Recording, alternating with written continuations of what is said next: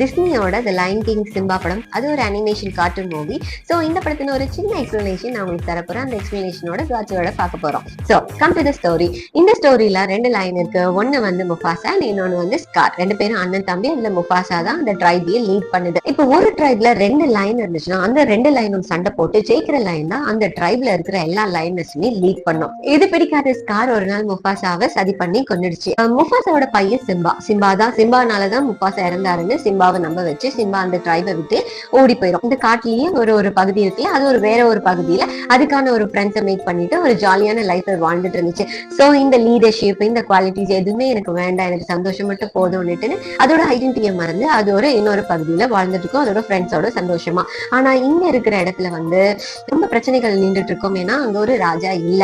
Mufasa இருந்ததுனால scar அந்த இடத்துக்கு ராஜாவா வந்துருவான். உண்மையான ராஜா அந்த ராஜாவின் ஸ்தானத்துல இல்லாததுனால அங்க இருக்கிற ட்ரைப்ல இருக்கிற எல்லா லைனர்ஸுமே இந்த ஸ்காருக்கு ஒபே பண்ணாது, அதை ராஜாவும் அக்செப்ட் பண்ணிக்காது. சோ இப்படி ஒரு சூழ்நிலை ஏற்பட்டிருக்கும் பொழுது நாலாண்ட லைனர்ஸ் உதவிக்காக அந்த பகுதியை விட்டு வெளியில வரும். எதர்ச்சியா அது சிம்பாவை கண்டுபிடிச்சதும் சிம்பாவை திரும்ப வர சொல்லி அங்க நிறைய பிரச்சனைகள் இருக்கு, நீ வரணும், உன்னுடைய ராஜ்யத்தில் நீ அமரணும்னு சொல்லும். ஆனா சிம்பா எனக்கு வேண்டாம், என்னாலதான் எங்க அப்பா இருந்தாரு, நான் வரமாட்டேன் அப்படின்ட்டு எனக்கு இந்த சந்தோஷம் போது நான் ரொம்ப சந்தோஷமா இருக்கிறேன்னு தன்னுடைய ட்ரைப் பீப்புளை விட்டுட்டு அது இந்த பகுதியிலே இருந்துரும். ரஃபிக்கின்னு ஒரு மங்கி வந்து சிம்பாக்கு எல்லா விஷயத்தையுமே புரிய வைக்கும். நீ யாரு, நீ எப்படி பிறந்த, உங்க அப்பா யாரு, இப்படிப்பட்ட விஷயங்களை புரிய வச்சு நீ போகணும், நீ போய் உன்னோட ஸ்தானத்தில் நீ அமர்ந்து உன்னோட ட்ரைப் பீப்புளை நீ பார்க்கணும் அப்படின்னு சொல்லி அந்த மனமாற்றத்தால சிம்பா மறுபடியும் அதோட ட்ரைபுக்கு போய் அங்க சண்டை செய்து இத்தனை நாள் நான் ஒரு பொய்யான வாழ்க்கையில இருந்தேன், ஒரு பொய்யை நம்பி நான் என்னுடைய உண்மையான ஐடென்டிட்டியை மறந்துட்டேன்னு சொல்லி அங்க போய் சண்டை போட்டு நீ பொய்க்காரன், நீ போய் சொன்ன, நான் எங்க அப்பா என்னால இறக்கல, எங்க அப்பா உன்னாலதான் இறந்தாருன்னு சொல்லி காரோட சண்டை போட்டு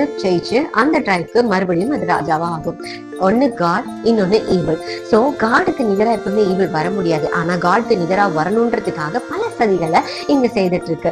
ஆனா நம்மளுடைய ட்ரூ ஐடென்டிட்டியை மறந்து இந்த உலக வாழ்க்கை சந்தோஷம் போதும்னுட்டுன்னு நம்ம திருப்தியா அந்த சந்தோஷத்துல இருக்கிறோம். அதுக்காக தான் தேவன் அங்க ரஃபிக்கின்னு ஒரு மங்கி வந்தது போல இந்த உலகத்துல பல தீர்க்கதரிசிகள் வந்து தேவனை பத்தியும் நம்ம வாழ்க்கையில கர்த்தருடைய ஸ்தானத்தை பத்தியும் நமக்காக சொல்லி கொடுக்குறாங்க.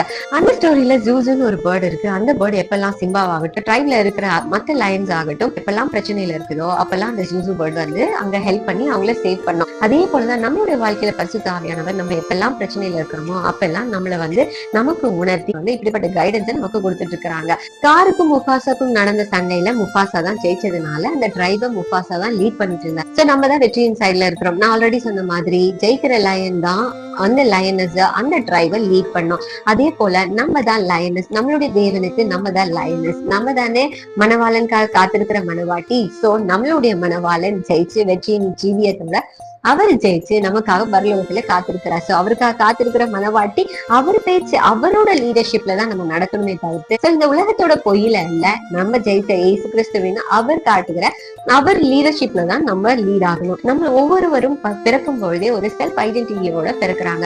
அந்த ஐடென்டிட்டியை ஃபைண்ட் அவுட் பண்ணி அந்த ட்ரூ ஐடென்டிட்டியில நம்ம இருப்போம்னா காட்ஸ் பர்பஸ் நம்மளோட லைஃப்ல செய்ய முடியும். சோ நாமளுமே நம்மளுடைய லைஃப்லயும் நம்மளுடைய ட்ரூ செல்ஃப் ஐடென்டிட்டியை ஃபைண்ட் அவுட் பண்ணி அந்த ஐடென்டிட்டியில நம்ம இருப்போம் கர்த்தருடைய நாமமும் மகிமைப்படும், நம்மளுடைய தலையும் உயர்த்தப்படும். So I hope you like the video. If you like the video, what?